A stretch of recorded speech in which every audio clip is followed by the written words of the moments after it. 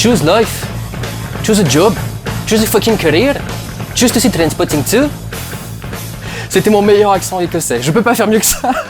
Et je trouve que je m'en sors pas trop mal parce que c'est quand même un accent compliqué à gérer. Bienvenue tout le monde dans ce vlog sur T2, qui n'est pas Terminator 2, qui n'est plus que Terminator 2, qui est aussi Trainspotting 2 désormais. La suite de Trainspotting, toujours réalisée par Danny Boyle et toujours avec tout le casting d'origine, qui revient pour reprendre les rôles de Renton, Simon, Spud et Begbie. Ça y est, je crois que j'ai retenu tous les noms. L'histoire se passe 20 ans comme le film après le premier. Le personnage de Renton revient à Édimbourg pour recommencer une vie, refaire sa vie, et il va revoir chacun de ses amis et donc être confronté à la fois à son passé et à son présent, puisqu'il a 46 ans et il a plus grand chose dans sa vie. Et ça lui fait un gros retour en arrière. J'étais pas très sûr de ce film. Je m'étais dit pourquoi faire une suite et comment dire ça sans se faire tuer. Je suis pas fan de Trainspotting premier du nom. Je l'ai vu il y a quelques temps et ça m'avait pas marqué. J'avais pas trouvé ça formidable. À vrai dire, maintenant que j'ai vu le 2, faudrait peut-être que je le revoie parce que j'ai beaucoup aimé ce Trainspotting 2. Je l'ai trouvé vraiment très très bien foutu, déjà très très bien réalisé, et ça fait du bien de revoir Danny Boyle à son niveau maximum, un vrai niveau de réalisation et un vrai niveau de visuel et de storytelling. Mais même dans l'ambiance, je veux dire, c'est comme le premier, c'est un film où pas grand chose va être accompli, et principalement les personnages vivent dans leur merde, grosso modo. Et d'habitude, j'ai du mal avec ce genre de film, et c'est pour ça que j'ai eu beaucoup de mal avec le premier, et celui-ci marche vraiment bien. Je sais pas exactement pourquoi. Je sais pas si c'est parce que les personnages sont vraiment attachants, alors que pourtant, justement, ils font pas mal de choses qui devraient nous mettre contre eux, mais ils arrivent à les rendre attachants. Il y a quelque chose qui fonctionne vraiment dans cette suite, et je vous avoue, je suis très surpris, mais ouais, j'ai bien apprécié Trainspotting 2. C'est un bon film, en général. En dehors de Trainspotting, c'est un très bon film. Et je vous encourage à aller le voir. Ce sera mieux si vous avez vu le premier, bien sûr. Je pense que vous pouvez le voir sans avoir vu le premier, parce qu'ils vont pas mal évoquer ce qui s'est passé avant. Il va y avoir des flashbacks, il va y avoir des choses dans ce genre-là. Quand même, ce serait mieux d'avoir vu le premier pour aller voir le deuxième. Et si vous avez du mal avec le premier, ne vous empêchez pas d'aller voir le deuxième. Il y a quand même un côté moins sombre, tout de même. Il y a pas de très jeunes humains qui meurt. Comment essayer de faire des trucs sans spoiler un film qui est sorti il y a 20 ans et qui est la suite de celui-ci. Mais voilà, vous aurez pas des trucs aussi dark que dans le film d'avant, donc il y a quand même un côté un petit peu plus appréciable à ce film-ci par rapport à l'ancien. Mais ouais, grosso modo, c'est vraiment très bon, je vous encourage à aller le voir. Si vous me permettez d'ailleurs de faire une des grandes déclarations dont j'ai le secret, je pense que le plan de fin de ce film va entrer dans l'histoire du cinéma. C'est ce genre de bon film. C'est le genre de film où il y a des plans qui vont rentrer dans l'histoire du cinéma. Il y a des trucs, des trouvailles visuelles dans ce film qui sont incroyables. Et ce plan de fin, il est génial. Il est complètement surnaturel. Il est pas crédible du tout, mais il est sublime. Il est vraiment magnifique et c'est parfait pour ce genre de fin, je pense quoi. C'est pour encapsuler tout ce que le film raconte. Pour rentrer dans le détail, ce qui est assez cool, c'est qu'ils ont réussi à trouver une histoire pour chaque personnage. C'est-à-dire qu'il n'y en a aucun qui vraiment semble un peu là par hasard ou qui est là que pour aider à certains points ou dans ce genre-là. Des personnages qui pourraient devenir un peu inutiles. Ils sont vraiment tous les quatre centraux et ils ont tous les quatre quelque chose à raconter. Donc il y a Renton qui vient refaire sa vie, il y a Simon qui essaye de monter un nouveau plan, il y a Spud qui essaye encore et toujours de sortir de l'héroïne et qui cette fois-ci va peut-être trouver un moyen, quelque chose pour compenser. Et il y a un truc qui m'étonne avec Spud. Pourquoi tout le monde se marre quand il est à l'écran? Parce que je sais qu'il a un jeu très très particulier, mais je trouve pas ça très drôle personnellement. Mais alors à chaque fois qu'il changeait d'expression de visage dans ce genre-là, toute la salle est en train de se marrer. Bon, j'ai pas trop compris, mais je peux comprendre, mais je trouve ça un peu exagéré, peut-être à chaque fois. Au bout d'un moment, je pensais que les gens allaient se calmer, mais non. Au niveau des performances, ils sont tous très bons. Et il y a Frankie, du coup, qui a une des histoires les plus intéressantes, qui est complètement fou, qui tape sur tout le monde. C'était déjà son truc d'avant, mais il sort de prison, il a des trucs, enfin bref. Et il lui arrive des histoires assez marrantes. Et c'est ça le truc, c'est qu'ils arrivent toujours à trouver un moyen de les rendre un peu sympathiques. C'est-à-dire il y avait déjà le côté les courses poursuites au tout début qui du premier Trainspotting qui les rendait un peu c'était le côté on veut pas que le voleur se fasse attraper quoi. Et il y a une façon de rendre ça dans la façon de courir, dans le fait qu'ils soient en train de sourire en train de courir par exemple, le fait que ça le fasse marrer et que pour lui soit pas important. Ça nous aide par exemple à apprécier ce type de personnage. Et ici, il y a toujours ce genre d'élément. Il y a une scène en particulier qui est très très drôle entre Renton et Simon dans un bar. Et elle marche super bien. Et c'est ce genre de trucs qui nous font rentrer dans le délire de ce groupe d'amis, quoi. C'est-à-dire qu'évidemment, ils font des trucs qui sont pas bien, mais on arrive à rentrer avec eux pour certains points précis et certaines façons qu'ils ont de penser, certaines façons qu'ils ont de présenter le monde. Et si je puis juste me permettre, quand j'avais fait mes annonces au début de l'année, j'avais dit je comprends pas pourquoi faire une suite à ce film, et il y a plein de gens qui m'ont répondu c'est la suite, c'est les autres bouquins de l'auteur d'origine, je crois que c'est Irvine Welsh qui sont adaptés. Ce scénario est un scénario original, c'est pas du tout le bouquin qu'a écrit Irvine Welsh qui s'appelle Porno, je crois, le bouquin d'origine. Et ce script-là est un script original qui apparemment n'est pas basé sur les bouquins. Je peux pas le confirmer parce que j'ai pas lu les bouquins, évidemment. Mais en tout cas, c'est ce qui est annoncé dans le dossier de presse, donc je pense que c'est plutôt logique. Il est possible qu'ils soient inspirés des bouquins, mais à ce moment-là, ils sont juste inspirés, quoi. Ils ont pas adapté directement. Un autre petit truc, vite fait, juste avant d'entrer dans le détail, je vais rentrer dans la réalisation en fait, parce que si je vous parle plus des personnages, je vais vous spoiler ce qu'il y a dans le film, donc ça sera pas très intéressant. En termes de réalisation, il y a juste un truc ça me choque à chaque fois en début de film, et à chaque fois j'oublie de le dire, mais ça me surprend toujours de voir des films produits par Tristar. Je croyais que cette boîte de production était morte et enterrée depuis au moins 10 ou 15 ans, et en fait non, elle sort toujours peut-être 1 ou 2 films par an, et ça fait toujours bizarre de voir ce cheval arriver au milieu des nuages et tout, enfin j'ai jamais l'impression que cette boîte existe encore. Bref, c'est complètement autre chose.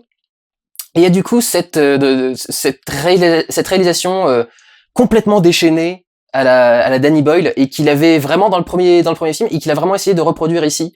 Il y a des façons de cadrer, des façons de faire certains plans qui sont presque aberrantes, presque des erreurs, genre un énorme plan 16/9 en plongée sur un bar. Donc en principe, vous êtes en hauteur, vous êtes en plongée, vous avez un grand plan large, vous voyez tout ce que vous voulez, vous mettez votre personnage où vous le voulez, quoi. Et lui, il décide de foutre le personnage là. Et tout le reste, c'est du vide. Et tu regardes ça, tu fais what?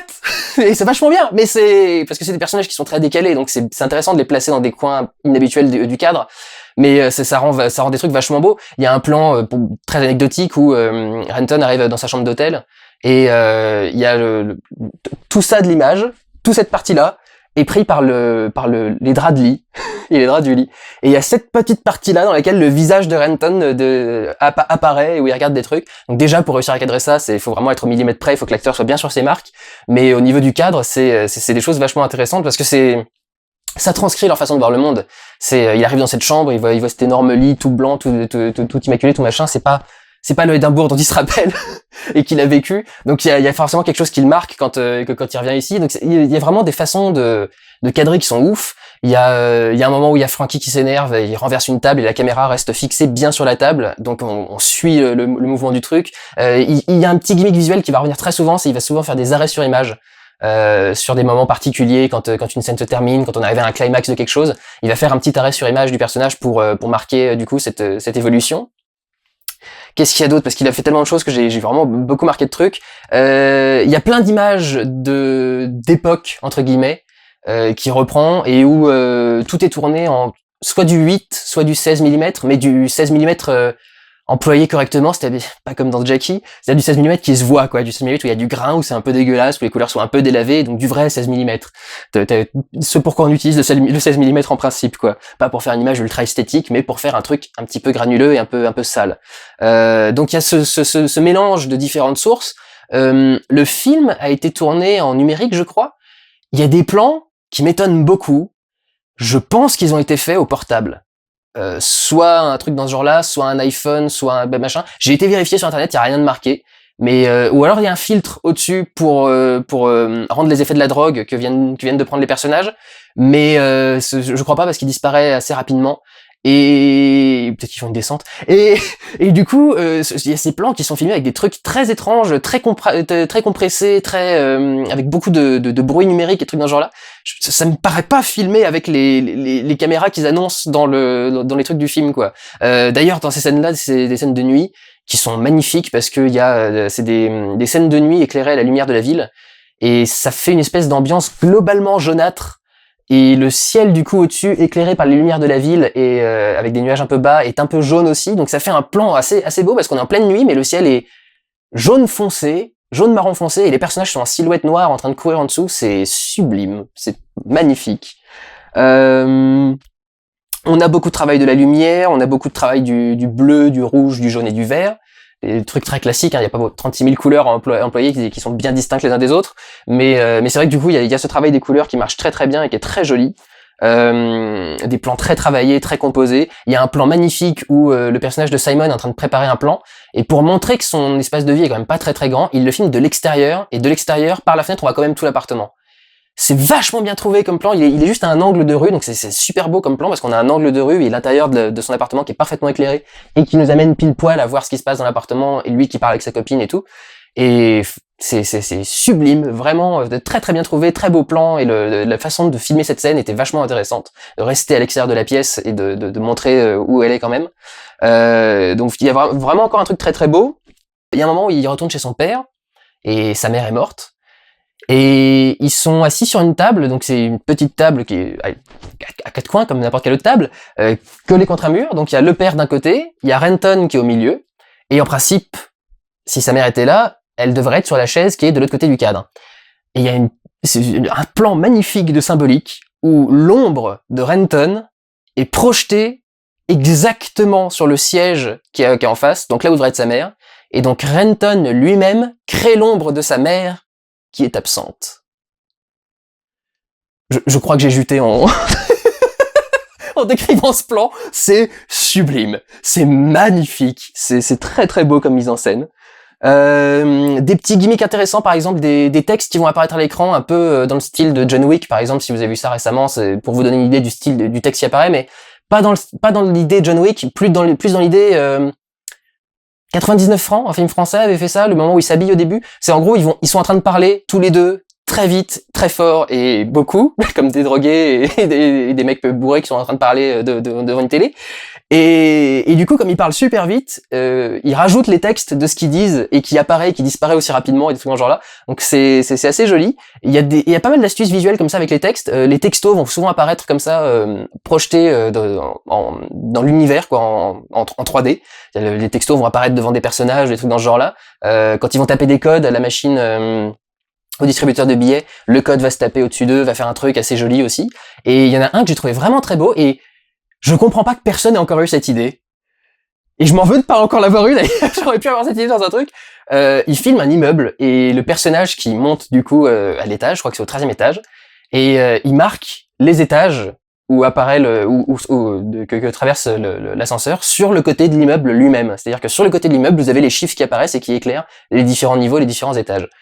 C'est sublime, c'est ultra intéressant et pratique et intelligent et esthétique, et je vous dis voilà. Alors Idem, il va faire beaucoup de gimmicks sur les modifications à l'image qu'on fait aujourd'hui. Donc lui-même va rajouter des petits visages animés sur des personnages qui font du vol à l'étalage, des trucs dans ce genre-là, des vidéos de surveillance qui apparemment seraient vraies, donc il cache les personnages. Mais du coup, il remploie ça ensuite dans le film. Il y a des moments aussi où il s'amuse à jouer avec vous savez les applis qu'il y a sur iPhone, les face swap, ou je sais pas comment ça s'appelle, mais ce truc qui permet de rajouter des oreilles de chien et des yeux et machin, j'ai pas ça, moi j'ai un BlackBerry. Ça marche pas dessus, y a rien qui marche sur BlackBerry. Mais il y a un clavier, c'est pratique. Donc il y a ça du coup aussi qui est utilisé et qui est employé dans le film et qui est assez intéressant. C'est une espèce de plonger dans ce qu'on fait aujourd'hui, en fait, dans les techniques qu'on utilise aujourd'hui sur l'image, qui est assez intéressant. La façon de l'intégrer en plus comme ça dans le film marche vraiment très très bien. Il y a aussi un plan sur voiture absolument magnifique. Je crois que de base l'idée c'est qu'en fait il y a une voiture qui filme, et en principe quand on filme des gens dans une voiture, on a une voiture et la voiture tourne. Et on essaye de prendre une portion d'autoroute qui est plutôt éclairée, ou d'éclairer l'intérieur de la voiture pour que ça se voit bien, des trucs dans ce genre-là. Et là, en fait, il fait un truc qui est assez joli, c'est que la voiture est éclairée par un seul projecteur, qui manifestement est placé presque à côté de la caméra. Et du coup, en fait, on voit presque que du noir, et cette voiture qui semble sortir du noir et qui semble manger par du noir est juste éclairée par ce petit côté de lumière. Et du coup, comme il l'éclaire par ce petit côté de lumière, quand on passe autour, il incruste une image sur la voiture. C'est-à-dire que la peinture de la voiture devient une vidéo et une image qui permet de regarder un truc. Là aussi, très très beau. C'est pas un truc qu'il est le premier à faire, mais employé tel quel là dans le film, c'était vachement intéressant et très joli. Et il y a même quelques petits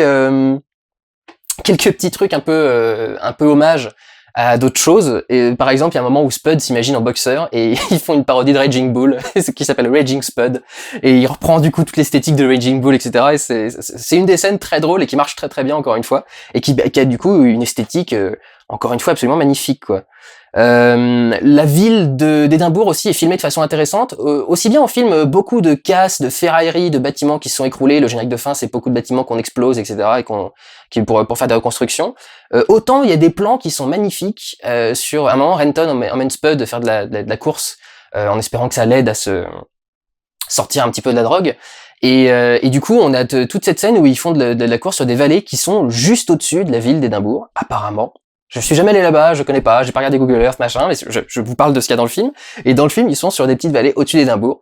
Et ces plans sont sublimes aussi, quoi. Je veux dire, c'est voir la ville derrière et juste au premier plan d'une énorme vallée complètement verte, etc. Un truc vraiment naturel.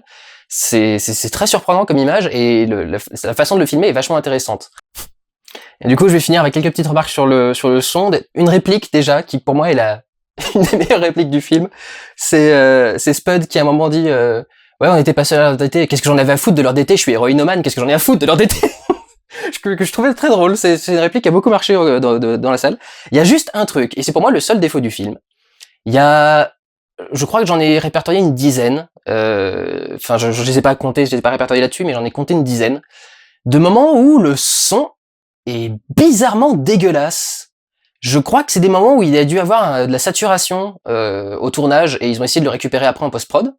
Mais il y a des moments où le son vibre, genre même tremble, et il est très bizarre. Et ça me semble être un espèce de filtre pour essayer de récupérer une voix qui aurait saturé au tournage, un truc dans ce genre-là.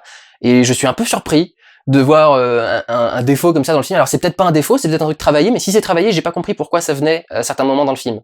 Donc voilà, un petit peu bizarre, c'est le seul petit truc qui m'a dérangé dans ce film, sinon, et je m'y attendais pas, mais ouais, je trouve que vraiment Trainspotting est un beau film, très intéressant et très profond, et malgré le fait que je sois pas fan du premier film, faudra peut-être que je le revoie d'ailleurs, peut-être que maintenant je l'apprécierai plus, mais même en étant pas fan du premier film, je vous avoue que j'ai passé un très bon moment de voir Trainspotting 2, et je vous encourage à aller le voir, si vous intéresse, et peut-être même si vous intéresse pas, essayez de vous intéresser au premier Trainspotting, et voyez si le deuxième pourrait vous intéresser. Voilà. Prenez soin de vous, allez voir des films. Ciao!